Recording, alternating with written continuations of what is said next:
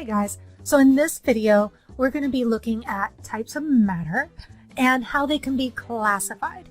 We're going to be going back to those terms homogeneous and heterogeneous. We're going to talk a little bit more about elements and compounds and also what makes a compound different from a mixture.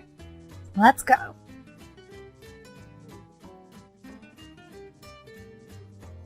Alrighty, so let's jump right into our discussion of the phases of different types of matter. So when we've got solids, we've got liquids, we've got gases, I'm sure you're very familiar with the different main phases of matter, but we're going to be looking at them in terms of particle behavior and their general trend across our different elements and types of matter. So most compounds are solids. An example of that would be table salt, known as NaCl. That little S in the parentheses there, that is what tells you we have a solid. Sucrose, C12H22O6 in the sugar family, right up there with glucose, is also a common solid compound. Water, H2O, can also be a solid compound. Now, water's most common phase is what? Right, water's most common phase is liquid, and generally when you think of water, you think of liquids, but in this case, water is going to be a solid, which means it will be below 0 degrees Celsius, 32 degrees Fahrenheit. So solids in general have a very regular crystal structure, and because of that, they have a very regular arrangement. The particles tend to be pretty tightly packed together, and that's largely what allows them to be a solid. Now, some common liquid compounds out there are things like alcohol, specifically ethanol in this case, C2H5OH, and there in the parentheses we have a lowercase l, and that lowercase l is what allows us to know we have a liquid. And I've also included water here in its most common form, liquid. Now, liquids do not have a regular crystal structure. Their particles can move around. That's what makes them a liquid. They can slip and slide past one another, but they're still pretty closely packed together, and that's why when you put your hand in a liquid, you can sense the matter around you. It has resistance because you're encountering each of those individual particles en masse. Now, here's some general properties of liquids. In a liquid, the molecules are in constant motion. In a liquid, there are appreciable intermolecular forces. Now, this is something new. Intermolecular forces are going to be super important to us in chemistry. We tend to abbreviate intermolecular forces as IMFs. These are literally what holds the world together. It is what allows matter to be a solid. It's what allows matter to be a liquid. It's the attraction between the molecules, not inside them, holding each individual molecule together. But for example, in the case of this water, it's the attraction that each molecule of water has for all the molecules of water around it. Because there are some IMFs in liquids, that makes the liquid molecules want to be around each other. The molecules tend to be relatively close together. Liquids are almost incompressible. If you've ever tried to squeeze a liquid into a smaller container and get the same amount, it's pretty darn difficult to do. They're pretty much incompressible. And they generally do not fill their container. No matter how hard you try, there's always going to be a tiny bit of space involved. Now, this goes into the idea of surface tension, or intermolecular forces. Those attractions holding the molecules of water together are what allow little bugs like this to scoot across the surface of a pond. They do not break the surface tension of the water because the water has pretty strong IMFs.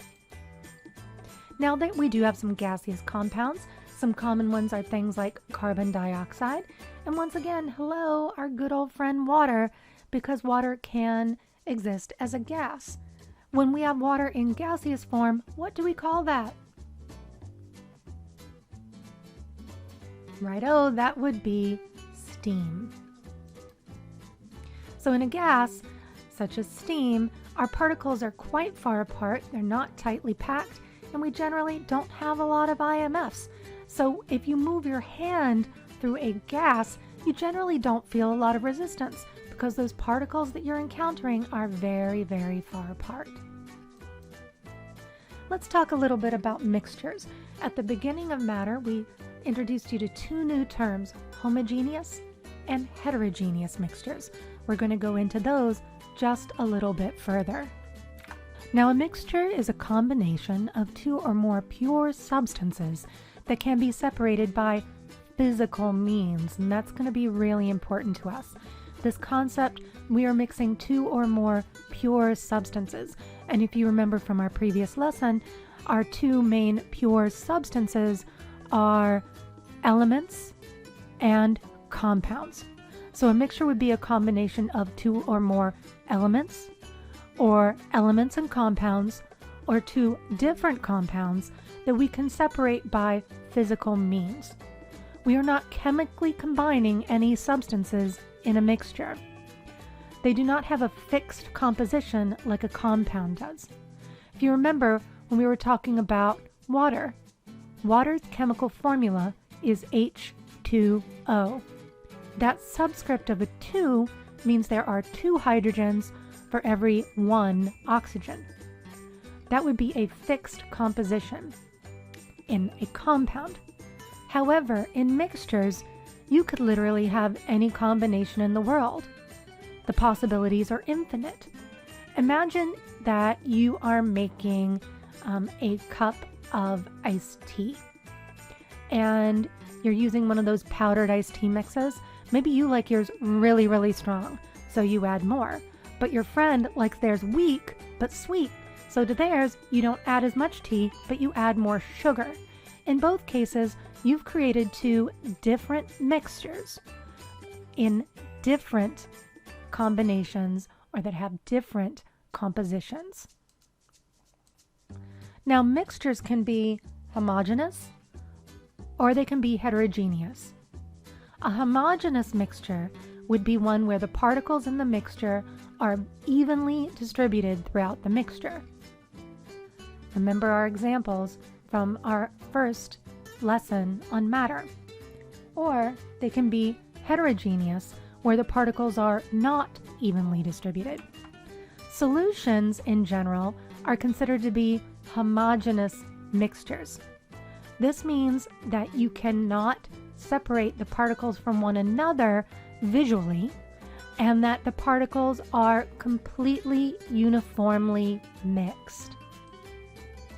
Most mixtures, however, are heterogeneous. A mixture isn't necessarily a solution. A solution is a type of a mixture, though. I know that sounds super confusing. So solutions are when you take a solid and dissolve it in a liquid. That's a type of mixture. And all solutions are homogeneous, because when something dissolves, by definition, its particles become evenly distributed. But most mixtures out there are heterogeneous, which means the particles are not evenly distributed. Think back to that chocolate chip cookie example. Another example of a non-homogeneous or heterogeneous mixture would be a lasagna. A lasagna is a mixture of foods, but they're not evenly distributed throughout the entire lasagna. I'm sorry, guys. I keep going back to the food examples. I guess I'm hungry. So mixtures, by definition, have a variable combination of two or more pure substances. This means the combination can change. This would be an example of a heterogeneous mixture, and I know it's a solid rock, but its composition is such you can see that the particles within that rock are not evenly distributed. This apple juice, on the other hand, would be a homogeneous mixture, because the glucose, proteins, other sugars are evenly distributed throughout the liquid or the water within that juice. So classification of matter. Does your matter have uniform properties? No? Then you're probably a heterogeneous mixture. Does it have a fixed composition, meaning there's only one way to put it together? No? Then you might have a solution. Is it chemically decomposable, meaning you can break it down into smaller parts using chemical reactions? If your answer is no, then you've got an element. And if your answer is yes, you're probably looking at a compound. So when we look at individual substances and we say, do we have a mixture and is it homogeneous or is it heterogeneous, or do we have pure substances? You can think about it by looking at these examples in jars, and I'm going to ask you to draw these into your notes. In our first jar, we have hydrogen atoms. Now, if you remember from our first lesson, hydrogen is one of our diatomic elements, which means it never wants to be on its own. So we have hydrogen atoms bonded to one other hydrogen atom to form diatomic hydrogen. But this would still be a pure substance because it's a single element, hydrogen. In our next jar, we have oxygen atoms bonded to hydrogen atoms in a ratio of 2 hydrogens to 1 oxygen. And each one of these combinations are exactly the same. This would be a compound, and it's a single compound, water. So this would also be a pure substance.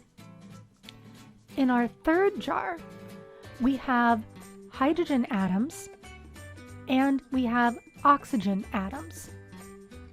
The oxygen atoms likewise are also diatomic, so each oxygen is bonded to another oxygen.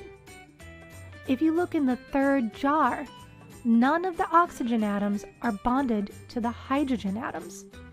This means we have 2 different elements within our jars, and this would be a mixture of hydrogen and oxygen. Likewise, jar D is also a mixture of hydrogen and oxygen, but we have more hydrogen in this mixture.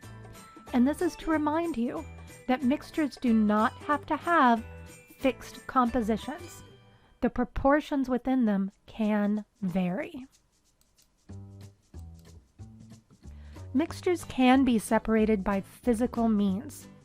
For example, you could remove iron filings from a mixture of iron and sucrose using a magnet, because even though you've mixed the iron filings and that sucrose or sugar together, the iron filings retain their original properties and remain magnetic. You could also remove sucrose from water by evaporating the water away. If you heat that mixture and boil away the water, what would be left in the bottom of your container would be sucrose. Both of these are examples of separation by physical means, and we'll be discussing that more in our next lesson.